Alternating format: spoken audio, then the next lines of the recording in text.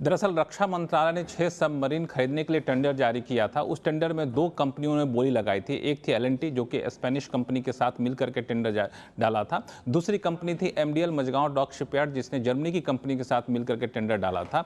और सूत्र बता रहे हैं कि एल के टेंडर में कुछ तकनीकी खामियां आई, जिसके वजह से इंडियन नेवी की जो शर्तें, उस शर्तों को पूरा नहीं कर पा रहा है। इस वजह से उसको टेंडर को खारिज किया जा सकता है। अब यहाँ पे सूत्र मुझे बता रहे हैं कि एल भले ही शर्तों को पूरा ना कर पा रहा हो, लेकिन इसका मतलब ये नहीं है कि पूरा टेंडर दोबारा जारी किया जाएगा। तो दोबारा टेंडर जारी करने की संभावना काफ़ी कम है। जी हाँ, 6 सबमरीन खरीदने के लिए दोबारा टेंडर जारी करने की संभावना काफ़ी कम है। अब सरकार के पास 2 विकल्प है जो सबसे बेहतर विकल्प के तौर पर देखा जा रहा है। पहला विकल्प यह है कि चूंकि एल का टेंडर खारिज हो गया, तो दूसरा जो टेंडर जारी बोली लगाने वाली कंपनी थी एमडीएल को दे दिया जाए पूरा का पूरा टेंडर, जो अपने जर्मनी कंपनी के साथ मिलकर 6 के 6 सबमरीन को इंडियन नेवी को देगा।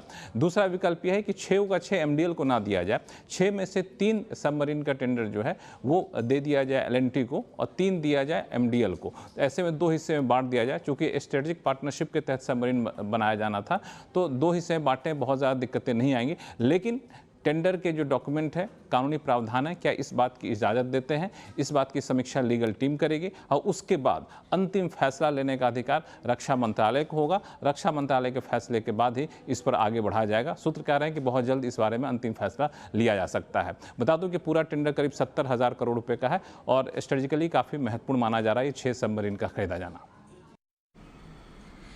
बहुत बहुत शुक्रिया लक्ष्मण जी, हमारे साथ जुड़कर ये सारी डिटेल शेयर करने के लिए। तो जो ખાસ કરીને 70,000 કરોડનું 6 સબમરીનનું ટેન્ડર અને આ ટેન્ડરમાં એલ નામ ખસી ગયું એવા સમાચાર આજે આવ્યા અને એને પગલે એલ થોડો ઘણો ઘટાડો આવ્યો, પરંતુ મઝગાંવ ડોકને આ પૂરેપૂરી મળવાની શક્યતા છે। ભલે પાર્ટલી મળે કે ફૂલ્લી મળે એ આપણે જોવાનું રહેશે, પરંતુ આજે મઝગાંવ ડોકમાં એક સારી તેજી જોવા મળી રહી છે।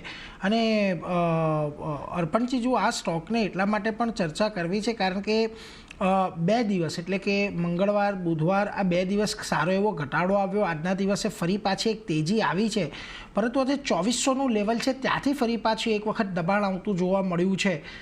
લાગે છે કે અહીંયા જે પ્રકારે સ્ટોક અત્યારે 50 દિવસથી મૂવિંગ એવરેજનો સપોર્ટ લીધો છે આજના દિવસમાં, જો એને ઇન્ટેક્ટ રાખે તો પછી કોઈ ખરીદારી કરવી જોઈએ કે થોડું હજી તમને અહીંયાથી સ્ટોક ઘટવાની અપેક્ષા બની રહી છે? જે રીતે રિસેન્ટ ટાઈમમાં એક બાઉન્સ બેક પછી કરંટ લેવલ પર જે પ્રમાણે સ્લોલી અને ગ્રેજ્યુઅલી અપ મૂવ કરી રહ્યો છે, પહેલા એણે 1925ના લેવલની આસપાસ ડબલ બોટમ બનાવ્યા હતા। રિસેન્ટલી જ્યારે આ સ્ટોકમાં ઉપરના લેવલથી કરેક્શન આવ્યું ત્યારે 2000ના લેવલની આસપાસ સ્વિંગ બોટમ બનાવ્યા હતા।